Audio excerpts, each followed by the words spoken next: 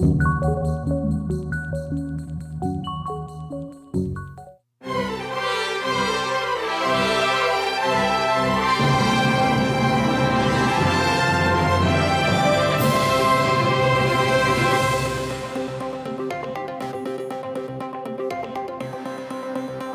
众朋友，大家好，欢迎收看4月27日公司台语台下晡新闻，我是陈淑君。咱先来看今天有什么新闻重点。以前指挥中心5月初特别改编，今仔举行最后一场记者会，国内嘛验出头2例本土新型的 XBB.1.16大甲车病毒。乌克兰总统泽伦斯基参加中国国家主席习近平讲电话，中国是强调讲未提供武器给任何一边。新竹县第8一台停伫路边的特斯拉落入去一个坑内底，附近已经是第6届路网去了，边仔的建案嘛已经先停工。新闻测试来看，疫情转好，武汉肺炎会伫5月初一开始调整做第4类的传染病。成立1197天的指挥中心嘛要改变咯。今仔是指挥中心上尾一场记者会，指挥中心表示讲，伫顶礼拜，咱国内一日是增加99例的病例，比前一礼拜增加6%。国内嘛验出头2例本土大甲车 XBB.1.16的变种病毒病例。我想。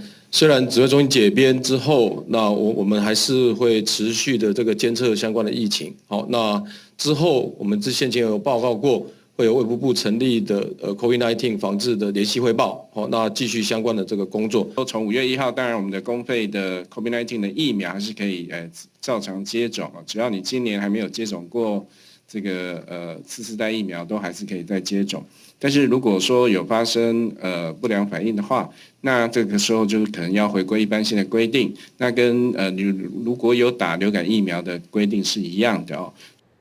再来看世界卫生组织昨指出讲，今年初开始，为着武汉肺炎病毒死亡的病例已经减少9%，也毋过病毒是个继续在变种，而且有几啊亿的人口因为捌感染着，需要长期的恢复。也毋得会当确定的是，全世界疫情拢已经转好，卖当恢复正常的生活咯。新冠疫情发生到这么3年外，世界卫生组织理讲，自今年初到这么，新冠病毒死亡比例减少95%。Which have dropped 95% since the beginning of this year.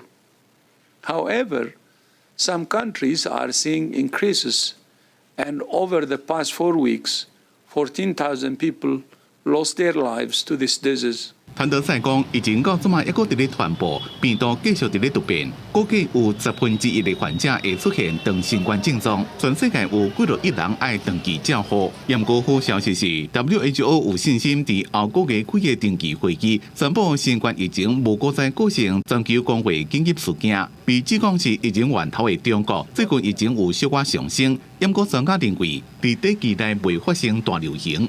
个别地区呢？疫情有小幅上升的迹象。那么，全国发热门诊监测数据显示，全国疫情总体处于低水平的波动状态。因为中国5月假期就要到啊，防疫政策这么放零了，出门省的民众恐惊会大幅度增加。官员讲，风景区加文化场所若出现新冠疫情，会随立刻全面一个审查滞留的游客，特别是来自外省的游客。公司新闻张伟玲、吴其昌编辑。来看新竹县第8中近6家一个百货公司的建案边仔，今仔早起路边放起破一个大坑，还停伫路边的一台特斯拉轿车，规台车落入去坑内底。交车不到1个月，令人堪忧啊！这边，我觉得很心疼，就没办法碰到了好险人没有在车上啊。我们下午会来做一个现勘。那配合工地这边的开挖，我们来了解真正发生的一个原因。那跟这个地下水的这个抽取，那这个工地的这个停工的状况是不是有绝对的一个关系？我们会再来了解。那目前我们也已经要求工地我们在停工之余，我们也会针对建筑法相关的处罚的规定，我们来做一个罚款。那针对这一台车子掉到这个坑里面的这个部分，那损毁的部分，我们也要求建商来做一个赔偿。今仔早起9点外，路边的这台特斯拉轿车本地是停伫边啊，因为路边熊熊放弃破一个大坑哦，拄好停伫顶头的特斯拉就落入去这个坑内底。民众嘛发现讲路面哦，除了有地下山薄薄的暗门迄个特点仔架下面是无物件。根据了解哦，这附近的路段已经连续发生几啊届路放弃咯。有民众是质疑讲是边仔的工地造成的。甚至县长杨文科嘛随去现场关心，要求建商得爱先停工，来进行24点钟的监测，买来展开调查。再来看罗西亚甲乌克兰已经战超过14个月，乌克兰的总统泽伦斯基昨甲中国国家主席习近平讲电话，泽伦斯基是表示讲1点钟的通话是真有意义。北京方面是强调讲，因未提供武器给任何一边，目标是鼓励双方和谈。中国嘛会派驻罗西亚的正大使去乌克兰访问。乌克兰总统泽伦斯基甲中国国家主席习近平伫日落通1点钟的电话，也是俄乌开始拍1年外来两个人头一摆通话。伊表示，这是一摆长时间基本上合理的谈话。Застосувати політичний вплив Китаю, щоб повернути силу принципам і правилам, на яких має триматися мир. Україна та Китай, як і абсолютна більшість світу, однаково зацікавлені у міцності суверенітету націй та територіальній цілісності. 泽伦斯基强调必要修复所有的失土，那妥协都无可能有和平，要求各国莫提供武器给俄罗斯。中国表示，未供应武器给俄乌任何一方。根据央视报道，习近平指出，对外谈判是唯一可行的出路，若战争无赢家。 相互尊重主权和领土完整是中乌关系的政治基础。在乌克兰危机问题上，中方始终站在和平一边，核心立场就是劝和促谈。作为联合国安理会常任理事国和负责任大国，我们既不会隔岸观火，也不会拱火浇油，更不干趁机谋利的事。中方将派中国政府欧亚事务特别代表赴乌克兰等国访问。 就政治解决乌克兰危机同各方进行深入沟通。北京自早就甲莫斯科政府交情，1个月前习近平才访问莫斯科，2个月前也阁表示愿意伫俄乌之间担任中间人。泽伦斯基伫通话了后显得乐观，因为会当伫中俄之间讲出家己的观点，尤其俄罗斯总统普京真需要甲北京保持密切关系，当作制衡甲乌克兰共一个定线的美国。 白宫表示，局势往积极方向发展。好像国平听到乌克兰对非法无端入侵的看法。俄国俄罗北京伫和平谈判进程上所做的努力，分析家真贵。中国的声明并无要求俄军离开占领区，无表态俄军就是侵略者，也将局势叫做是一个危机临时战争，对互战争结束无上大的帮助。公司新闻吴文玲编译。 全世界拢正关心台海情势。英国外交部长科维里2号发表年度的外交政策演说，指出讲全球一半的货船拢会使经过台湾海峡，台湾嘛是半导体全球供应链的关键。两岸若是发生战争，会严重影响到全球的经济。伊呼吁欧美国家得爱团结面对中国。咱个外交部是表示正感谢英国坚定支持台湾的立场。 中共相关台海紧张势面，国际正关心。英国外交大臣科维里最近发表年度外交政策演讲，主席伫英中关系，提起到全球差不多一半的货船会经过台海，台湾伫先进半导体领域是全球供应链的关键。两岸若做发生战争，恐惊会毁掉价值2.6兆美金的全球贸易，对于全球经济会造成毁灭性的打击。 Distance would offer no protection from this catastrophic blow to the global economy, and indeed to China most of all. And I shudder to contemplate the human and financial ruin that would follow. So it is essential that no party takes unilateral action to change the status quo. 针对中共伫南海甲各地设立新基地，科维里警告，爱设想上歹情形，欧美爱团结，才当对抗中共。对这代志，外交部表达感谢英国展现友台立场。瓜地马拉共和国总统贾迈代完成来台湾的访问，用实际行动坚固台瓜关系。日前离开。外交部长吴钊燮亲身送意，展现两国正深的友谊。那是美国前白宫国安顾问波顿到台湾访问，受邀请出席台湾人公共事务协会40周年庆的宴会。正拄好的是，总统蔡英文也会出席这个宴会，两个人有希望共台。外交部回应，波顿是长期坚定支持台湾的友谊。他适应国内的民间团体的邀请来台湾参加活动。外交部目前没有资讯可以提供。那是法国总统马克宏讲，欧洲爱避免捲入台海冲突，引起国际的议论。不过，法国、意大利学者访问团要同齐伫5月7日来台湾访问。成员之一的法国学者博达安分析，马克宏牵涉到台湾的言论无妥当。不过，法国对台政策正清楚，是支持台海稳定的立场。记者综合报道。来看美国白宫前国安顾问波顿昨时来到台湾，波顿有拍算要来争取代表共和党参选2024年的美国总统大选哦。波顿一向正挺台湾，伊是要公开呼吁美国承认台湾是独立的国家。这次来到台湾哦，嘛安排甲国安局长见面，针对台海局势来交换意见。5月7日，嘛甲总统佮副总统来见面。另外，外界正关心咱国的自我防卫能力，咱的国军率来进行汉光39号的演习。对镜头下手，美国白宫前国安顾问波顿2日中头到台湾访问，因为波顿已经表明争取共和党的总统提名，也是美国大选头一位访问台湾想要参选的人。波顿是出名强硬反中派，友台立场正明。访台前，伊伫首尔一场安全论坛表示，中国对台湾的威胁应该当作对南韩的威胁，希望南韩、日本、美国、台湾应该组成集体自卫小组。当然，我们也很乐意看到理念相同的国家跟台湾在这个防卫上能够互相的合作能够来遏制这个威权的胁迫。波顿一定会伫29世界台湾人大会，也甲5月7日的法拍40周年庆祝宴会发表演讲，会甲总统蔡英文共台。即马台海局势各界的关心，国防部公布汉光39号演习，5月进行电脑辅助指挥所演习，7月进行实兵演练。演习的重点包含前进舰的保存、强化海上侦察甲护航能力，并在制空跟地面火力的资源掩护之下，对敌的制海编队还有2栖船团实施重层的打击跟饱和攻击。那是不是演练美日支援科目，还是邀请美军人员参与？国防部表示，有关计划如期进行，细节无对外说明。国军第2作战区2人嘛实施战备周任务训练，重点伫战车、驾车装备的战略防护演练。官兵阁利用在地熟悉地形这个优势，收宽各车指挥所等战机，就地实施稳装变装，其中就有驾车藏伫市场单位，则佫较一般的磅礴，也有藏伫宫庙、工厂也甲树林这个所在，显示战略防护已经是演训重要一项。记者综合报道。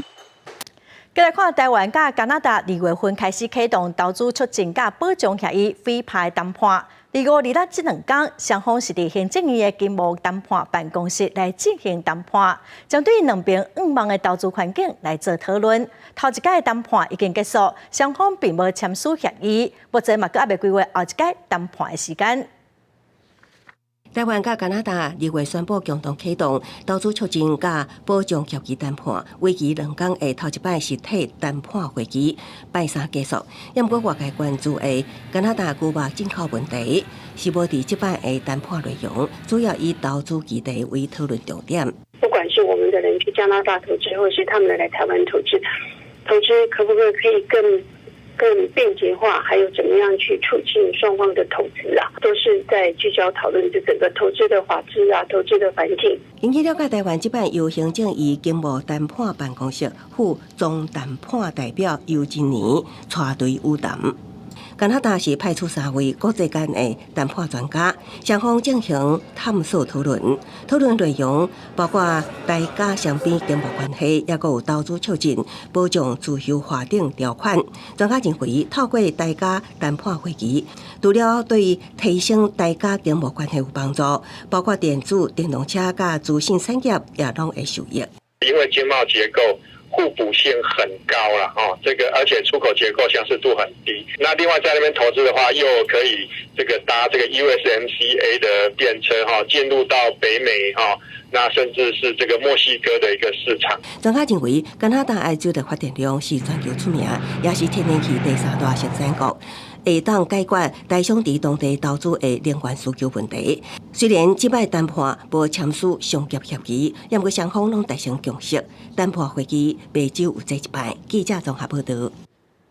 国民党2024年的总统参选人遴选阁还未确定，有风声讲国民党上紧会伫5月中定调侯友宜参选哦。侯友宜早起接受访问的时表示讲，伊对情绪无介了解，也毋过拢尊重。正积极争取国民党提名的鸿海创办人郭台铭就表示讲，兄弟仔爬山公平竞争。副总统赖清德第23出席一场医学研讨会演讲的时讲到国民党的国家认同亲像精神病、精神分裂，引起争议。副总统嘛已经伫面册回释咧。国民党2024总统提名竞选还未决定，即马也传出新北议会将总质询时间提前到5月15日结束，是因为党中央有意伫5月中定调侯友宜参选，同款有意争取提名的鸿海创办人郭台铭，27去东海大学演讲也做出回应。我跟侯市长是个兄弟登山但是我们最后的这个共识，在朱立伦主席的带领之下。我们都会大家在这段时间内都会在公平竞争。党的任何一个规划跟步骤，我目前为止还是以市政为最重要的巡练，所以整个程序我不是那么样了解。不过我们一切尊重。一旦定调，敢是代志参选，甲面对罢免危机。侯友宜强调，即马上关注的都是市政，关心离控早新环境。民众党主席郭文哲访问最后一天，带团拜会休斯顿市政府，总结出现表示3个目的拢有达成。这次来美国的3个目的认识美国嘛从美国再回看台湾，还有把我们台湾第3势力介绍给美国，我想都有达到目的的。当日副总统赖清德出席医学演讲，形容国民党的国家认同就像精神分裂，用词引起争议。对此，赖副总统也伫面册回释咧，讲用词无细腻，对朋友甲家属造成伤害，未来会更加谨慎面对每一句发言。记者综合报道。再来看前立委颜宽恒，在2022年参加立委补选的时，方表出讲，伊的厝地切占国土的争议，所以后来伊甲厝卖掉了，也毋过嘛，方发现讲是假买卖，佮牵涉到用人头虚报助理费。台中地检署昨侦查总结，以贪污罪、伪造文书、切占等罪嫌提起公诉。颜家嘛一口呛讲这根本就是政治办案，目的就是要影响立委的选举。也毋过法务部佮地检署是拢强调讲，因是看证据办案。国民党前立委颜宽恒因为刷6号体涉嫌切占国土，甲专卖是疑似假买卖伪造文书，3月底互台中检调约谈，信后颜宽恒含签手单内容交报候团。检方进一步发现，颜宽恒佫涉嫌聘营造公司姓林的负责人做立委工会助理来诈领助理费。专案伫2日结束前早，以涉犯贪污治罪条例、伪造文书、切占罪嫌提起公诉。严姓被告、林姓被告系涉犯贪污治罪条例第5条第1项第2款之利用职务上之机会诈取财物罪，刑法第214条之使公务员登载不实罪，以及刑法第320条第2项之窃占罪。检方表示，伫咧调查相关少仆的时，发现颜宽恒伫咧做立委的期间，以人头助理向立法院诈领助理薪水和年尾奖金计共108万块，用来支出颜宽恒的进口车、主体的水电、保全、使用人的薪水等开销。目前正咧参与大甲马料警的颜宽恒，无愿意对外发言，干那透过简单的声明，强调绝对无犯罪，一切拢是政治咧操作司法，要影响伊个人立委的选情。伊的老爸颜清标27早起也化冤枉，强调颜宽恒为民服务是看会到的，只是因为要参选，所以受到政治力插手。咱乡亲呢，也会使讲呢，看会出讲，啊，伊是真真正正绝对代志，啊是安尼为着伊要选举，我来甲伊要互这个党部。除了共款刑，伊的牵手单内容也以伪造文书罪嫌起诉。啊，那伊的小弟甘仁贤是因为台中南屯交泰所涉嫌窃占公有地，以窃占罪嫌起诉。法务部长蔡清祥反驳政治本案，强调单纯是以法律的角度甲证据来起诉。检察官在办理任何的案件，都是纯粹从法律的角度，还有证据的考量，绝对不会有其他的因素。台中地检署表示，尴尬的金流含占领立法院公费助理费，拢是查考电脑内底的类小所查出来的，因为证据齐全，所以起诉。选前对陆续接到检举展开调查，甲选举无关系。记者台中综合报道。再来看前总统陈水扁后生陈致中甲因太太的洗钱案官司拍几啊档咯，最高法院暂时宣判讲驳回两个人的上诉，判陈致中一档的有期徒罚金150万。因为伊去年底才连任高雄市议员，议员的职务会予改职，也毋过因为伊无予剃夺公权，所以并无需要补选。27透早，民进党高雄市议员陈致中，嘛是前总统陈水扁的后生，伊伫议事厅内底明牌还未下掉，等收到行政院公文，议会会照地方制度法将伊改职。改职日会叫等于伊互判刑的26号，这嘛是陈致中第2摆因为判刑互改职。最高法院的新闻稿来显示，陈致中议员他被判有期徒刑1年，但是并没有宣告褫夺公权，所以应没有递补的问题。小港前镇区少了1席议员，这个真的是会选民服务会造成影响。前一天，搁伫议会做质询的陈致中甲太太2个人，因为南港展览馆甲桃园龙潭买地洗钱案，洪指控协助伊的妈妈吴小丁将2个案的犯罪所得藏起来。大开海外口座洗钱，官司拍17档上诉几啊摆，最高法院议立驳回2个人的上诉。除了没收洗钱财物大约816万的美金，太太判刑10个月，缓刑4档，陈致中判刑1年，并科罚金150万。任何一个参政的这个朋友哈，都应该要更重视自己本身的道德品格上面相关的问题。期待未来在台湾的民主奋斗道路上面，不管是什么角色、什么身份，都可以一起并肩作战。面对判刑，陈致中议立伫面册发文，多谢外界的关心，表示会永远甲乡亲徛做伙。伊的服务处27照常上班，助理倒伫内底处理公务。毋过受陈致中判刑影响，民进党议会释出减刑26席，但林杨明代认为目前议案大部分拢是协商，影响无大。记者陈焕武、陈显坤高雄报道。搁再新闻来看，美国总统拜登甲南韩总统尹锡悦昨伫白宫宣布华盛顿宣言，内容包括美国会伫南韩部署核子动力潜舰来遏制北韩的侵略。拜登嘛，搁强调讲维护台海和平稳定的重要。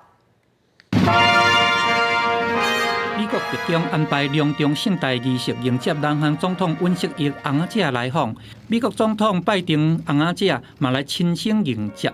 伫个美韩同盟70周年的时阵，南韩总统让12年，搁再去美国做国事访问，双方发表华盛顿宣言。华盛顿宣言伊的内容包含自1980年以后，定新部署核潜舰到朝鲜半岛的水核，两个领导人的会谈嘛有讲到台海的问题。Today, we discussed our work together on promoting peace and stability in the Taiwan Straits, ensuring freedom of navigation in the South China Sea and beyond. 북한의 위협에 대응하여 핵과 전략무기 운영 계획에 대한 정보를 공유하고 한국의 첨단 재래식 전력과 미국의 핵 전력을 결합한 공동 작전을 期间是5天的国事访问，白宫嘛规划国宴来款待，美国有演讲。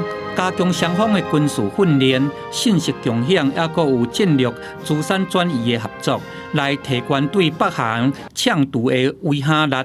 对进前五角大楼涉密案，意外来爆发出美国监控南韩这的盟友。尹锡悦受访的时阵，伊有讲有小可外交，毋过袂影响到韩美同盟的信任。也若美国通过晶片法案限制中国投资，拜登强调讲，这个用意毋是要来伤害中国。Over $200 billion in long-term investment in semiconductors, and we're rebuilding the economy of the United States with those semiconductors. It's not designed to hurt China.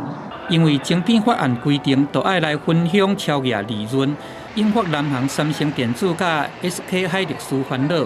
拜登强调讲，南韩经济若是发展了好，绝对是符合美国的利益，韩美嘛会当对更较在的供应路线来得到好处。公司新闻郑依仁编译。新加坡有一个查甫人因为走私1公斤的大麻，被判死刑。虽然有一寡证据阁有争议，联合国的人权办公室嘛捌出面呼吁暂缓这件死刑。也毋过新加坡伫昨已经处决一个死刑犯了。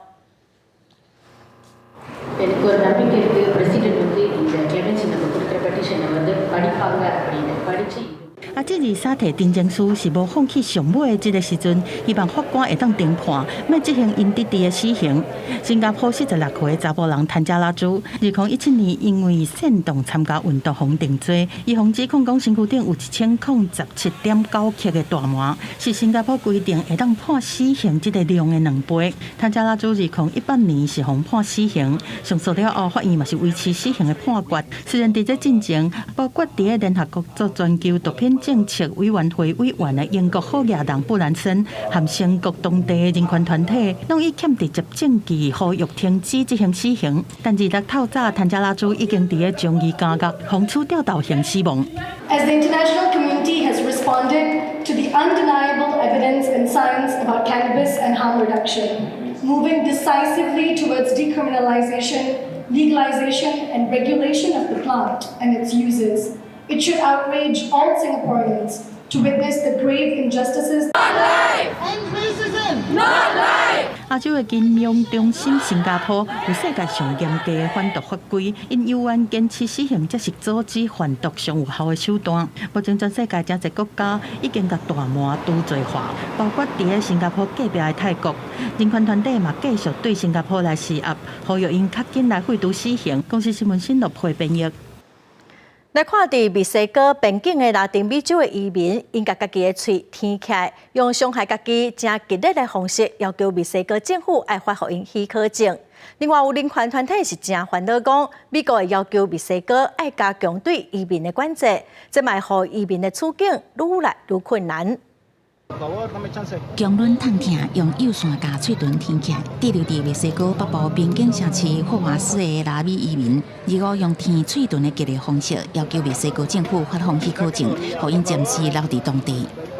Nosotros pedimos que nos ayuden y si no nos pueden dar, aunque sea el bus que tanto pedimos para llegar a nuestro destino, pedimos el permiso, que es lo más importante. 抗议的移民是讲，一寡妇女甲囡仔已经行到真忝，无法度搁行到美墨边境，不过无墨西哥的许可证，因原来会互人赶出境。No queremos que más gente muera, no tenemos cómo seguir caminando porque sabemos que ese país es peligroso, podemos ser secuestrados, podemos ser robados.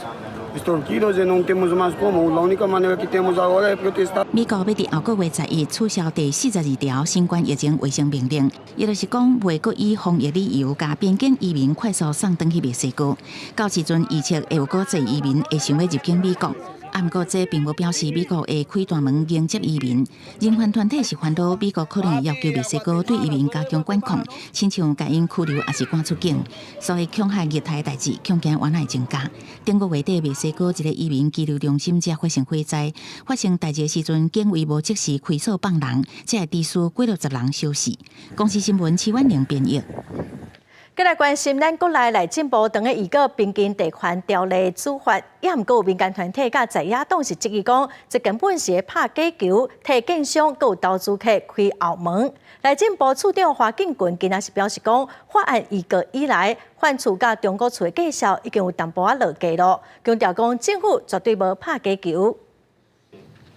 内政部进前预告边境地权条例处罚，其中司法人买厝采许可制，假使讲若是包含都市更新在内，有9种状况会当免经过许可。民间团体就直接讲，即款的安尼有空棚。司法人若是都经范围的所有官人，也是讲这个出资人，免用许可就会当来买都经案的厝，恐惊有违反回归居住使用的初心。如果一个法人他去买一个准备要被拆的房子，他会是为了居住使用吗？他要的就是未来的投资跟转卖的部分。也若限制易售反仔厝换约转卖，民众党立委批评讲，即款的无追求寄养，是替投机客开后门，互人讲。不过，内政部处长花敬群解释讲，边境地权的条例效果煞咧发酵，即款豆豆仔房的态势一定较明显。各界拢办批房市的计销落车是定着的代志，不溯既往的。但这等于是说白一点就是给整个这个炒房者还是有一个这个逃亡期。他就要玩这个红单，结果呢，后来刚好一个修法，他还来不及下车，结果竟然我们政府现在就让他能下车。不少的业者反而希望我们能够溯及既往，这背后代表的意义，可能是因为我们不溯及既往，应该效果更好，应该关后门的状况可以更严格。立委姚伟讲，要求市民侪检举，伊的目的是咧压制炒房。不过，这款亚投机的保护机制若是无完全，安尼有可能会变相来降低检举的意愿。呼吁政府要紧密完备亚机甲这个亚空的法规。花敬群表示讲，业者希望会当透过各种的论述，降低修法造成的冲击力甲压力，期待讲今年的顶半年就会当正式来实行落实居住的正义。记者综合报道。再来看，已经超过13档无修法的公共电视法，将对预算佮有当降数的同意门槛，立法院昨午佮有真侪讨论。今仔开始一条一条审查，也毋过因为朝野立委嘛是佮无共识，所以决定要甲法案先送党团协商。公共电视法经过13年无大幅度的修正，而且针对行政院甲侪立委提案的公司法修正草案进行逐条审查。再起上关注的话题之一，就是9亿的预算天棚敢爱提掉。我觉得除了取消天花板，其实应该要有一个标准，是一个地板啊。我建议其实一定要维持原条文。负责国际传播服务的台湾 Plus 的国际传播频道，那我们也可以看到，在去年它的绩效是非常的不彰的。你一次编可能要编3年，一次编4年，等等之类的，然后让它有一个这个独立性。第二个当然就是说非常重要，就是说它也要接受问责。每年由政府依本法编列预算捐赠部分之金额，应不得低于30亿。在场有立委认为，目前公司的经费有真侪是政府以专案的方式来支应，但是专案的财源无稳定，真恶甲人才留好调。除了预算以外，文化部表示，这摆修法主要目的也甲台基台客家台顶入法，够下降当干事的选进后顶。原民台就是2/3，它经验证是一个不会受到外力强害，它能够捍卫它的自主运作跟专业性。如果今天执政党提出来的人选名单够好，都不会有这些问题，所以源头是回到名单。审查定数伫中昼11点半左右散会，但是针对预算、当干事选进后顶等等主要争议，全部无达成共识，拢送党团协商。记者郭文长随台北报道。那诈骗的电话真侪哦，一寡银行行销借钱的电话嘛是真烦。金管会准备要求银行未来民众办信用卡，会当来选择讲无要接受行销的电话，要对源头来管控。银行电话行销什么步骤都有，为爱民众办理信贷，要推销理财专案，互民众真困扰。金管会银行局进前邀集真侪间银行业者、加信用卡业者来协调，初步要用2种方式来管制电话行销。契约书上面第一个要让他知道说，银行可能会做类似商品的行销，这个是要经过当事人同意，这是第一点。第二点的话，就是目前我们本来就已经有电话行销的这个规范。那是不是在这个规范里面，让他讲的让银行的话术更清楚？外团银行业者真不满，希望卖停止电话行销。金管会回应，未来都是爱清楚公布电话行销方式规划，未来行销专员打电话给民众，除了爱说明来意，爱过民众同意，才会使继续通话。民代是要求金管会的新制，新申请信用卡用户会当拒绝行销，应该进前的个案嘛同款。如果委员觉得范围上还要回溯既往，我们再来研究一下，因为这个部分可能我建议还是要回溯啦，因为现况才是一个比较大的问题。因为未来在办卡的可能性其实相对是少的，如果只是规范在未来式，我是觉得无济于事啦。请问你接过电话行销没有？真的很少，大概贷款吧。你很少，因为你官人大，我们是小老百姓的，我就接到很多。除了管制电话行销对目前社群平台流行投资诈骗广告，金管会嘛发函要求业者爱落来。为4月15开始发255件，已经落221件，未来嘛要修法由源头来进行管制。记者综合报道。来看新北市一间国小的主任，和课后辅导的老师指控性骚扰，民间团体嘛指控讲学校并无按照规定启动性平调查，今仔早起引起监察院定情，要求爱调查校长甲教育局。新北市青年公共事务协会10天前才伫新北市府头前，呼吁市府针对即市国小总务主任涉嫌性骚扰的案件召开性平会，交代调查期限。不过协会认为市府无正面回应，校长阁坚持受害人爱家己去学校检举。27透早，协会去监察院定情。还在坚持必须要进行检举才可以进行处理，我们认为就是校长他缺乏了处理事情的诚意和魄力。协会表示，总务主任涉嫌对外包的课业辅导人员做歹听话性骚扰。虽然受害者有报警察甲提告，主任嘛调职啦，不过学校却无按照性别工作平等法，虽采用有效的报警措施，嘛无主动召开性平调查。立即有效的措施，其实就包括了说，我们要对这个被害人主动关怀，那我们应该要让这个被害人跟他执行这个性骚扰的人去做隔离。那更重要的是，我们应该要启动性平会的调查程序。学校表示已经接到厂商检举，26召开性平会启动调查。这档的主任言论甲行为拢会送告评甲可行。我们没有强调被害人一定要到学校来检举啊，最主要是调查还是需要受害人起来说明啦，这个部分才有办法去厘清一些事实啊。协会强调，受害者2月就报案，到4月中媒体报道，学校才甲主任调职，教育局才成立专案小组，这拢已经失职啦。而且监察院理清疏失甲主管的责任。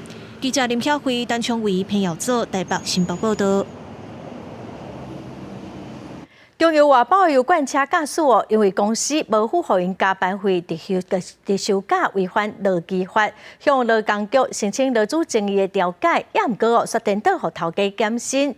工会团体是质疑讲中油拢无好好监督包商，中油嘛局表示讲因会来做了解。没办法生活，所以说就选择离开这样子。你豆讲因为受到公司恶意减班，薪水对47000外减到剩无3万，只好另外找头路的心酸。因为中油、王田油库的油罐车驾驶业务5年外来，一直拢是共一个厂商咧承包。原本担任油罐车驾驶的杨先生指控讲，承包商长期甲因签订定期劳动契约，无加班费特收，固定假日上班计少。请假还佫爱互倒扣薪水，严重违反劳基法。他就是不想付之前费，而且他在旧的定期契约里面呢，甚至在契约条文里面就有一个乙方不得主张之前费的条款。成员的工会指控讲，杨先生这个人因申请劳资争议调解，颠倒去用恶意减薪，干那会当另外找头路。嘛要求讲，承包商亲像是有诈领中油和驾驶的奖励金，薪资给付的方式。或者是奖金的部分都有它的规定，协调会也开完了嘛，然后在我们在定期时间之内做一个厘清，整个的我们的规定会讲得很清楚。立委要求劳动部要对承包商来做专案的调查，并且了解承包商是不是有侵占中油和驾驶的奖励金。劳团是要求讲，调查了后，若是真正有侵占，中油应该把这个承包商随甲解约，并且甲当作是继续往来的厂商，爱佫甲检方来告发，嘛爱甲这个驾驶甲转做正职雇佣。记者综合报道。交通号志上暗顶是要求驾驶爱先停车才可驶，也毋过真侪民众拢无解了解。最近台东县的警方嘛喺大规模取缔，上侪是当罚1800块。台东火车站汽机车出口接送客的汽机车要离开，经过这个有闪红灯的路口，大多数的驾驶人甲民众拢唔知影闪红灯到底作用是什么。闪红灯跟闪黄灯的意思是什么吗？不知道哎。你知道过去要停下来吗？过去有车就是要停下来啊。如果没有车的话，你就会骑过去吗？对啊。依据78年修订的道路交通标志标线何时设置规则，闪红灯是代表停车搁开。警方强调，驾驶前一定爱有停落来动作，才搁起步行，才算是有停车搁开。甲闪红灯减速慢行的意思无同。驾驶前若讲开车经过闪红灯的路口，无停车搁开，会以道路交通管理处罚条例开罚900以上到1000以下罚款。目前已经开罚12件，也过民众讲，希望政府下当搁加强宽度才开罚。民众于路口驾驶时遇到闪红灯时，应停等，然后再行前进啊；闪黄应慢行，然后再前进。很多人不知道，所以我们希望政府部分还是可以要做一个宣传。台南分局表示，因为这项规定已经实行几10年，宽度期也过啊，不过警方会搁加强宣导，也再次提醒驾驶前经过闪红灯路口爱停车搁开，闪黄灯路口爱减速慢行，避免弄到过路人甲发生行车事故。记者综合报道。最近大家拢讲台湾的交通是行路的人的地界。也毋过哦，最近一个月，台北市警方嘛已经处理4000件行人冲红灯，也是讲无行过路线的案件。另外，今年初到4月底哦，嘛已经有14个行人是因为交通事故死亡，其中有12个人是因为家己违规。暗时车无偌济，行路人红灯过行过车路，都还未行一半，就去互车弄着。汽车青灯通行，有查甫人着急要过，煞摔倒伫涂骹。国内交通乱象多，互外国媒体讲是行路人的地界。啊，不过有当时行人原来有责任。明明已经变换灯号了，红灯不能走，他还是照走。反正是他就认为车子不敢撞他嘛，每天都在发生啊。要改善交通问题，台北市警方展开行人路权大执法，将近一个月统计，处理行人违规有将近4000件，大部分是弄红灯，随便闯过车路，也甲唔惊行人穿越道。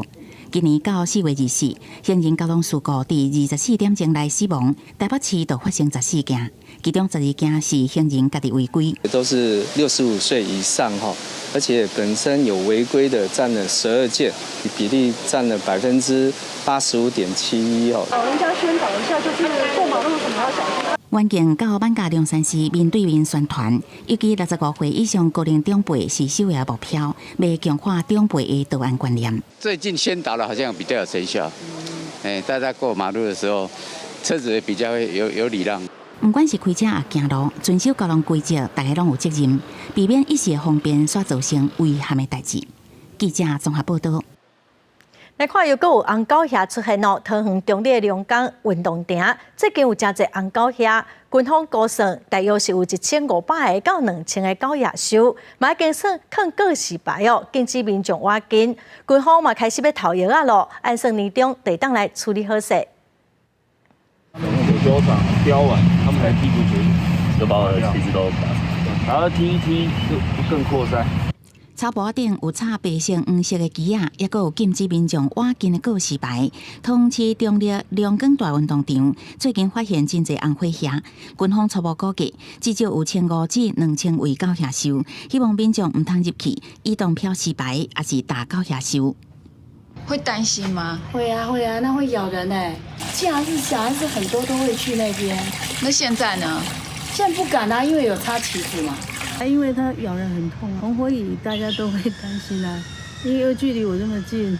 中立区龙岗大运动场平常时都是一寡民众运动行大的所在，即马规片草坡啊，差不多互红火虾占去，附近的居民原来真烦恼。农业局表示，龙岗大运动场红火虾防治的权责机关是陆军第6军团指挥部，要用药剂灌入去，搭配用头的方式来消灭。目前现在看到有1000多个营窝，那整个规划起来的房子面积大概是10公顷，那预计现在开始施药会到6月底来完成。面对桃园红火虾入侵严重，防治的面积占全台湾6成以上的质疑，农业局嘛回应，桃园红火虾发生率为2019年25.9%，今年是19.2%，有明显降低，也会当看出防治的效果。未来会持续用1年2届防治，也是一区密集的防治方式。记者综合报道。北方选做全国上水老街第2名的台南新华老街哦，因为台南市警察局启动科技执法，路边临时停车超过3分钟就会取缔红开红单，嫌厂商落货，员工暂时停乌多摆，嘛拢会红开红单。最近1个月嘛已经开出上千张咯，好民众是真怨叹。过去一透早就真闹热的台南新化老街，规条路150公尺长，两边超过30间店家。不过最近老街煞是冷冷清清，路边一台车都无。原来就是台南市警察局为3月15开始启动科技执法，只要违规停车3分钟，就会互处罚。这么互附近的店家是真哀怨。再回来都正常就会啊，逐工咧倒啊，有一工等下收到罚单的时阵，感觉哇！那个一届开10张啦，还有员工停喺外口，机车嘛是叫开，就这阵拢是去啊。老街店家强调讲，因是绝对支持科技执法，掠违规驶平牌、弄红灯、大车出入，或者是无让过路人的行为。不过供应商要落货，果不其中才会临时停车，希望一旦检告当地状况，调整执法。那只能停3分钟，你知道吗？我也不知道那我还是要开走了。当初是由相关主管机关共同会勘决定，那经由市长签准后，才成立这个科技执法。那我们分局会针对新化老街商店卸货车辆，在科技执法期间，如有被制单举发，那商家不知如何申诉的话，那可以洽询我们分局来予以协助申诉。警方强调，稽查甲处罚主要是要维护车路安全，目的不是为着要告发交通违规。接落来会整理店家意见来检讨、评估科技执法的调整。记者温正雄台南报道。来看云林北港一个长照站的负责人哦，伊摕政府的补助，宣布付予照护员薪水，嘛已经失联2个月咯。目前这个长照站新关起来，云林县的卫生局是表示讲，固定伫遮上课活动的30来个老大人，会先帮伊安排到其他的所在哦，卖来协助照护员向法院提出告诉。北港这间药局大门已经关起来，为了应应超高龄化社会，政府积极推动长照据点。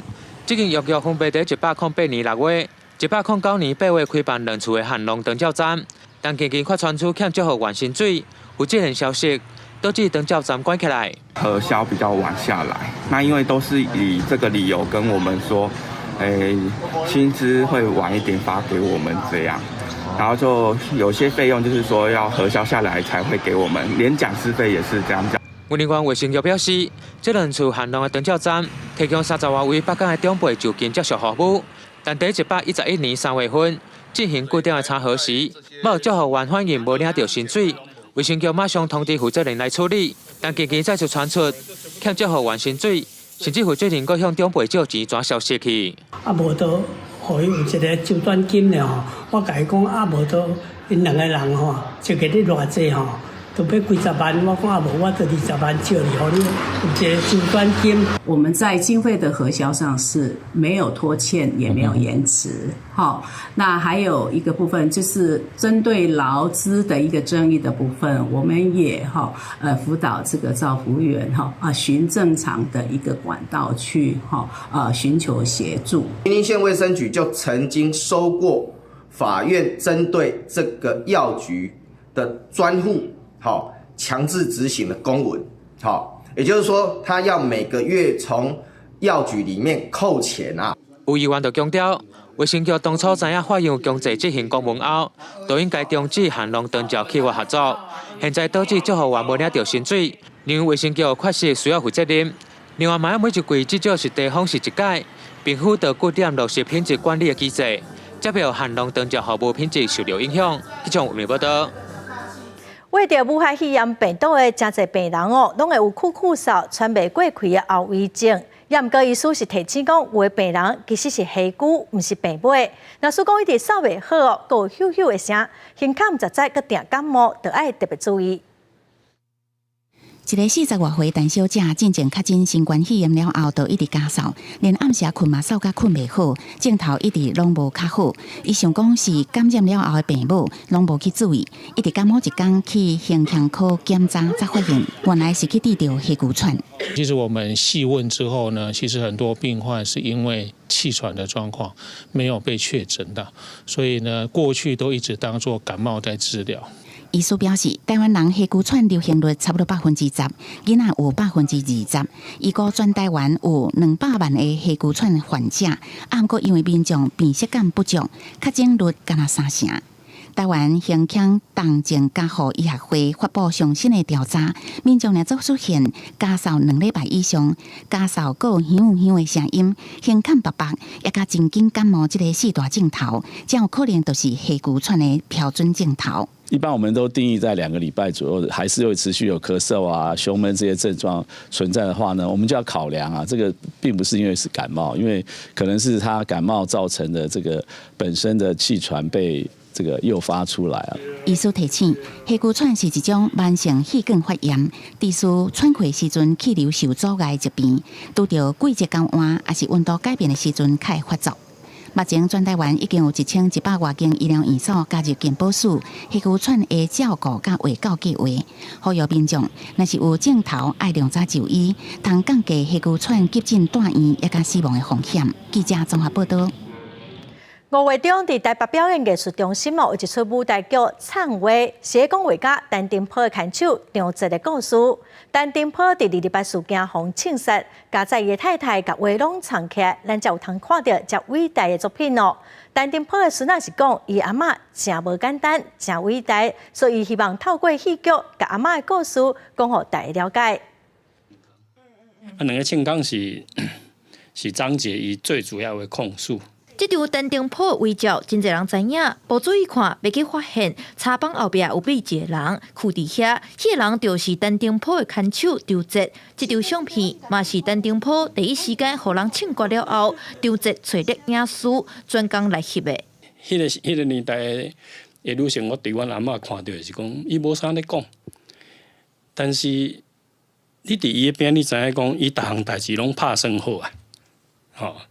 毋是你轻易拄到一个无共款的变化，就当改变伊的心情。陈立碧伫显的这本新岛顶的自画像，内底就写着张哲安怎面对家变了后，将红色物件，包括文献、图、笔记等万挂件物件藏起来，因为有藏，互陈丁波的作品通保存落来。不过陈立碧讲，阿嬷的故事煞无啥人知，伊希望外界嘛会当知影阿嬷的故事，才会甲编剧施如峰合作，创画这出舞台剧。讲我伫伊的身躯顶看到阮阿嬷迄款影子。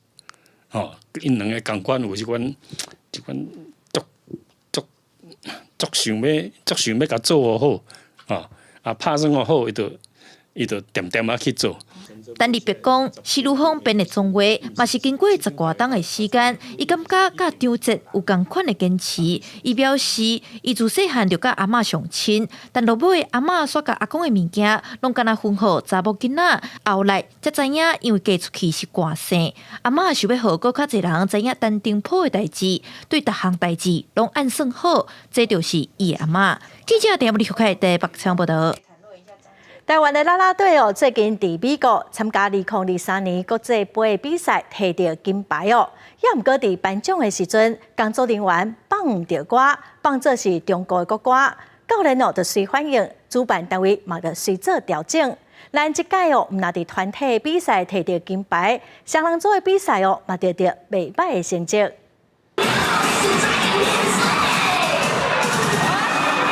长期伫天顶了，正水的世一年带动全场的气氛。2023啦啦队国际杯比赛，台湾队有好成绩。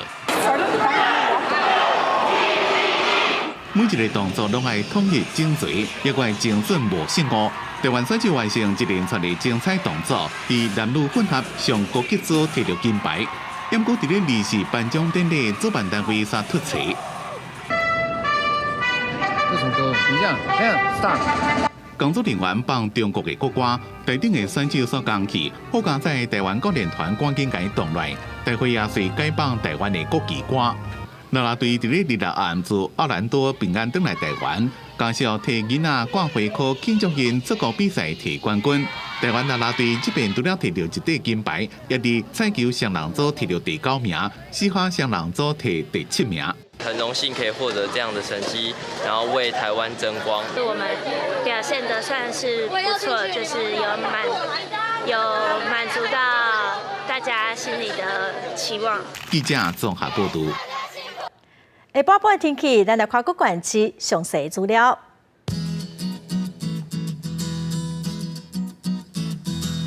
北部地区上低24度，上悬27度；中部地区上低24度，上悬30度；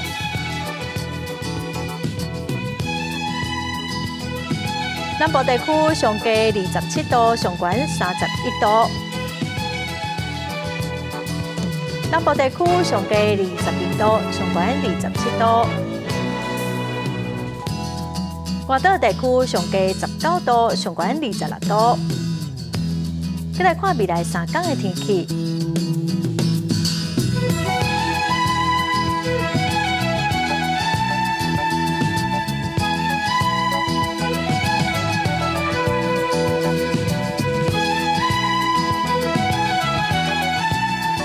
感谢观众朋友收看《公视台语台下晡新闻》，我是陈淑君，明仔载下晡3点，咱再会。